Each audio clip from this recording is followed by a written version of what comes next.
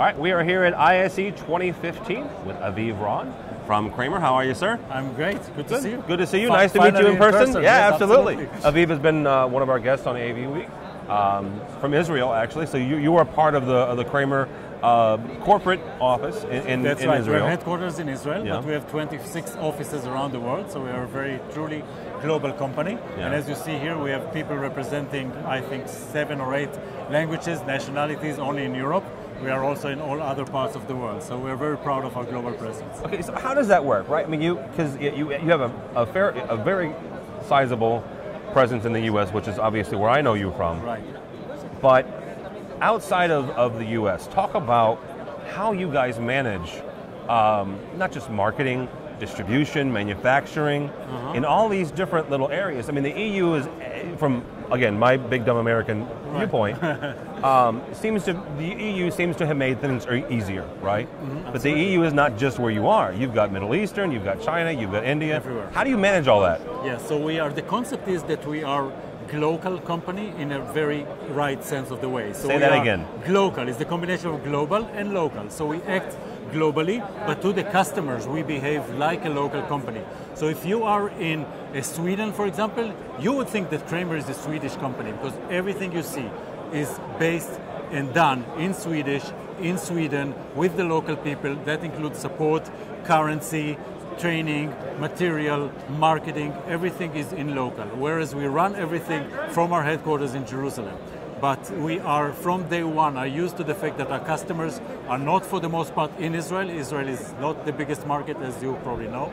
It's a small market, although important for us because it's close to home. But we are developing everything with the notion it has to be sold and localized outside of Israel as well. So that's the concept. And for that reason, in the key countries, as I said, we have 26 offices around the world. In each one of these countries, there is a local team with local support, business and done on a very local level. How do you do that then? So do you, let's pick, Iceland for an arbitrary market. I don't know if you're in Iceland. No, we're not. We have distributors. There you go. By the way, in the other countries, we have distributors. Okay. So it's about 85 countries in the world. We do have distributors, certified, trained, and they do the business for us. And it's one distributor in a country, not a bunch. Okay, very good. So that's how we actually get a hold of the market. But the moment we open an office, as opposed switching from a distributor to opening an office, that becomes a really meaningful way for us to increasing the commitment and the business. So you go in, you do the research, you hire the right people. Absolutely. All local people. The people is the key thing. Yeah. So we got the right people that fits into our global culture, and we are a big relationship company, so we believe in relationship. When we hire people, it's for the long haul. Most of our country managers have been with us for many years, and we're very proud of that because that level of close relationship extends from our own people to our integrators, to our partners, and to our end customers. So that's very important for us. All right, you guys have been at ISE for a number of years. Yes, absolutely. We talked off camera about the size of your booth. You're trying to make it bigger next year. Yeah, we are quite a big booth, and we are trying to get more space. As you know, it's limited sometimes, and for you to get expanded, you have to have somebody that leaves. It's just like, buying your neighbor in your neighborhood. Sometimes you want to do that and you can't. You got to bump somebody off. You got to bump somebody off. But in this case, we don't do that. But if there is more space, we will become bigger. At Infocom, we are this year going to be much bigger. And that's important to us because we have so much to show, as you see. So we have to build, central places in the center of the booth to show real-life environments, as well as the walls. Each one of them demonstrate and shows a full solutions to customers in very different environments. So that's key for us to show. If you're in banking and trading, we want to dedicate a system for you that you see we have a full solution for you as an example. Okay, so talk about that. You mentioned off the camera, like I said, in years past, at least, again going to IS to Infocom, you have had products, right? Right. Here's our stack of switchers. Here's our stack of this and that and the Absolutely. other. In this booth, at least, you have real world kind of solutions, right? That's the word. As opposed to here's our stack of switchers. Here's an education solution. Here's a healthcare solution. Yeah. What was the thinking in going that way? The thinking is that at the end of the day, we want people to come to us to solve their problems because we believe we have a complete solution. And we want to start developing that dialogue with our integrators, but also with our end customers. We want them to think about the fact that they will come to us for all of their audio and video and connectivity needs. And for that reason, and we believe that at the end user level, you are less interested about the ins and the outs and the bits and the little pieces that are the features or the particular hardware components of the device. We think that if we show you what this solution does for you, that will be your compelling reason to come to us, because that's our approach to the market. We solve your problem. It's part of our relationship commitment, as I mentioned in other aspects. It's also relevant to this aspect as well. We solve your problem when it comes to audio and video, and we do it in your environment, inside the room, and also if you extend outside of the room through streaming or extension of your range by our range extenders, etc. So we have the technologies. We want to show you how to put them to use to solve your problems. Right. That's the solution approach. Let's talk about a couple of your solution areas. One of them is education. Absolutely. An area that's actually where I first heard about you many years ago, when I was a tech manager, learning about Kramer. Some of the things you have there now, like the connectivity, like the bring your own devices, what do you have over there to show people that are coming to this from Amsterdam, from the UK, from Norway, for their solutions, for their education solutions? Absolutely. So education, as you know, is a segment that includes many sub-segments. We adhere to all of them. We have a big focus on higher education. We have many customers, and we have some very interesting success stories that you can find on our website. Some of them are videos and showed what we did for a particular university, for example. We have a university in Scotland that we just fully equipped with all of the rooms are coming with our solution. So basically the idea is that a university, for example, they have certain types of rooms. Each one of these rooms require different capabilities and different connectivity and different options for the lecturer or the education providers to give. And we have a complete solution that does all of that. And that, as I said, includes your bring your own device solution. So whatever the professor can come with any device they have. It can be an old PC, it can be an iPad, it can be an, sometimes they want to do it from their iPhone. So, so we have their connectivity. Of course, you need the wire. And all of that needs to be very easy for you to find and to get connected to, because the people may be already the students in the class, etc. So that's very important. It has to extend beyond the reach of your HDMI. This is where our range extenders come in. So so we have that over either our own Digica technology or over HDBaseT that is now becoming extremely popular, and we have a leading position in HDBaseT technology. You have to have your audio solution. You have to have the right speakers. You have to make sure that the speakers are not too big for the room and that they're still well positioned to provide equal level of sound. So we have that capabilities as well. And the switchers and the scalers that we have ensure that whatever devices you connect, and they can be analog, they can be digital, they can be any sort of device, you will be able to project that at high quality so that the students can see it. And not less importantly, now we are extending outside of the room, as I said, in any one of our solutions through streaming. Yeah. So basically, if a student misses class that day, he can see it outside of the class through H.264 streaming. Back up for 1 second. You mentioned the speaker solution. This is a new endeavor for you guys, relatively new. Yeah, we've been developing speakers and audio for some time, but we are growing like crazy in that demand. Yeah. How did that come about? And talk a little bit about your audio solutions. I think the way it came about is a combination of we couldn't wait to innovate internally, and the company is led very actively still until today by Dr. Yossi Kramer. In fact, he's here in the show. He's the founder. He founded the company 34 years ago. He has the thing for technology, and he always wants to do the next thing. So he's running around and expanding the line. And this is how we got to having more than 1,200 products in our catalog, which you can see here.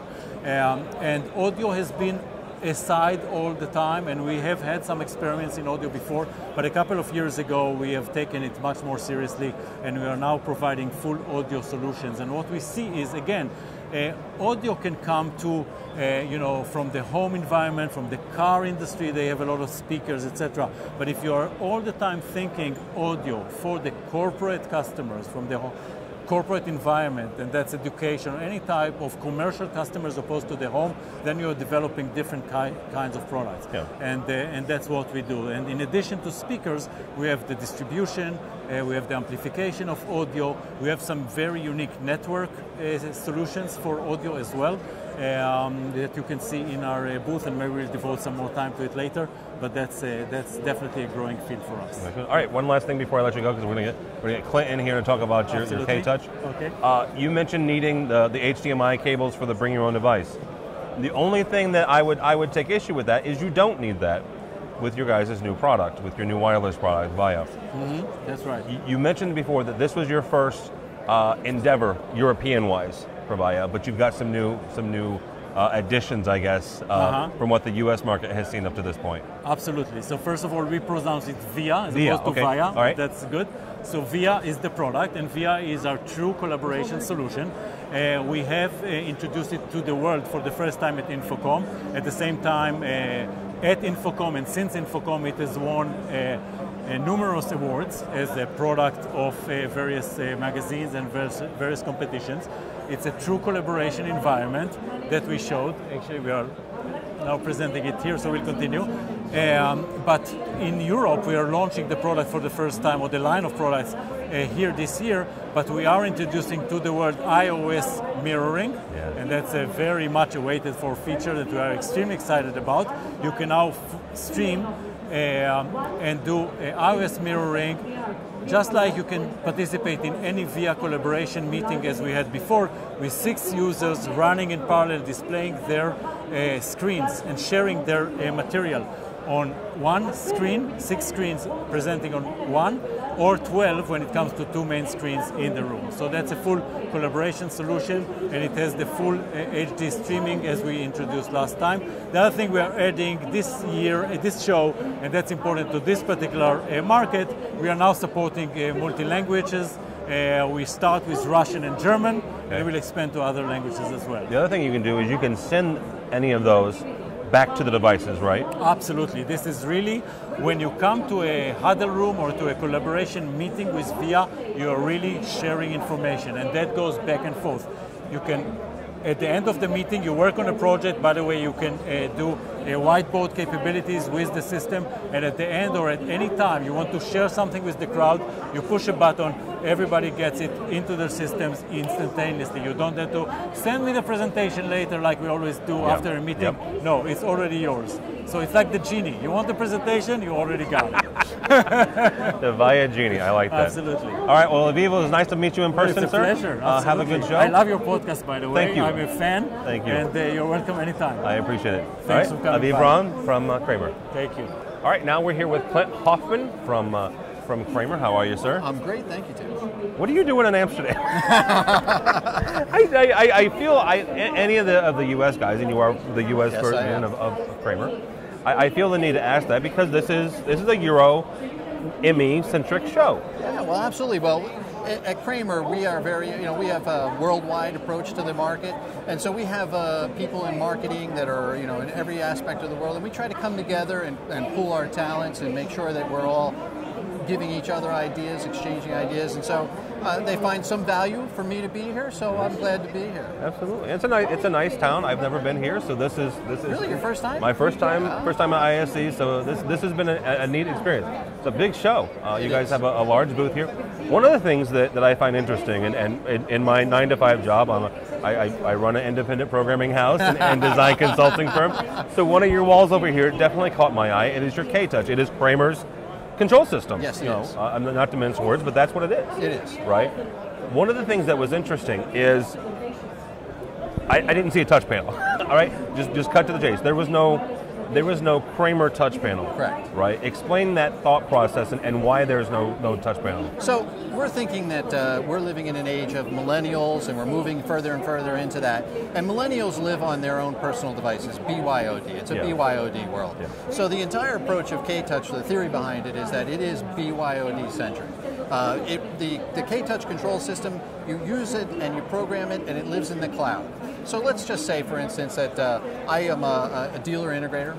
I create a program, a template, some buttons. I drag and drop some features onto those buttons. Boom, it's a control system. Then what happens is I have my end user take their personal device, whether it's a phone or a tablet that they want to use, and then they go ahead and connect to the cloud. Boom, it downloads to their phone. Okay. Now they can control their system. Let's say they add another device. Let's say they say, hey, I just got this Blu-ray player, XYZ. Well, they call the dealer integrator programs that, pushes it up to the cloud, they go to the cloud again, resync, boom, now they have that capability. It's as easy as that. You don't have to go out to the site, it's no more truck rolls after the installation, it's going to save you money in the long run. All right, so one of the things you guys have, you have a large library of drivers, right? And different people call it different things. Some guys call them modules, some people call it drivers. If I'm in the field, right, and I'm XYZ integration house, I'm in the field and the client throws me a curveball, right? I expected a Samsung display and lo and behold it's an LG display. Do I have to wait for you to make a driver, or can I make my own kind of right there? You could make your own driver, but we probably already have that driver, to be completely honest with you. We also have a slight distinction between drivers and modules. It's terminology. You already said that. In our terminology, a driver is like how do I turn this TV on or off or switch channels? Modules to us are pre-written applications, if you will, to interface with a particular manufacturer. The ideal example is we have a Lutron module. Okay. So if you want to do anything with Lutron, you download this module and now you got that capability. It's all pre-written for you. It's all right there. You don't have to do anything. Kind of like their eye lighting or whatever. Yeah, exactly. It's just all right there. So we've already created a module for that, and we've done that for other products as well. So we have the modules, and then you have the drivers.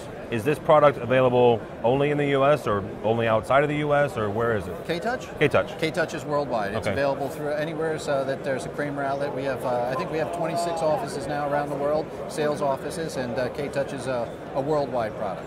Is this something that, like other control manufacturers and other companies, there are classes and certifications that you guys have, or is there no, you obviously need to go to the class to learn how to do it, but there's no necessarily, I'm Kramer certified, what have you. So, exactly.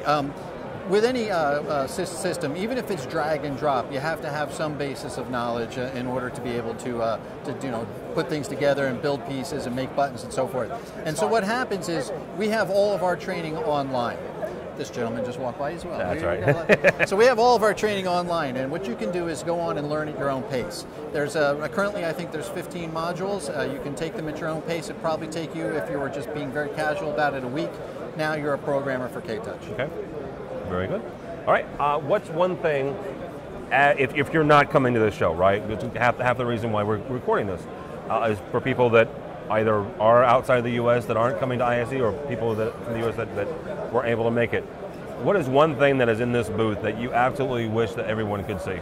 If there's one thing in this booth that I wish everyone could see, I don't want to sound cliche because we've been talking about K-Touch, but I think it is K-Touch. Okay. Now, I didn't have the opportunity to hear you talk to Aviv per se, but I imagine that you talked about solutions and the fact that we're showing solutions here.